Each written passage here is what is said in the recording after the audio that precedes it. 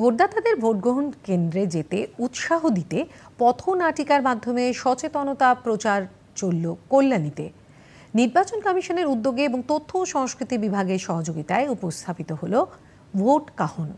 ভোটদান মানুষের গণতান্ত্রিক অধিকার বললেন সংগঠনের আধিকারিক অভিজিৎ বড়ুয়া এবং এসডিও অভিজিৎ সামন্ত।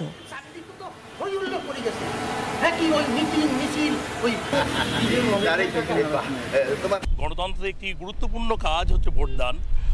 তার মধ্য দিয়ে আমরা রাষ্ট্রের আগামী দিন যে কীভাবে চলবে সেটা নির্ণীত হয়, আমরা সকলেই জানি। তো সেই ব্যাপারে উৎসাহ দানের জন্য একটি পথনাটক 15 থেকে 20 মিনিটের একটা ছিল, মানে ওনার অনুরোধ ছিল আমাদের কাছে। সেই অনুযায়ী আমরা প্রায় 48 ঘন্টার মধ্যে একটি নাটক রচনা এবং তার নির্মাণ আমরা সম্পূর্ণ করেছি। ইলেকশন কমিশনের নির্দেশে আমরা যে এসভিইপ অ্যাক্টিভিটি রয়েছে তার জন্য বিভিন্ন রকমের আমরা প্রোগ্রাম নিয়ে থাকি।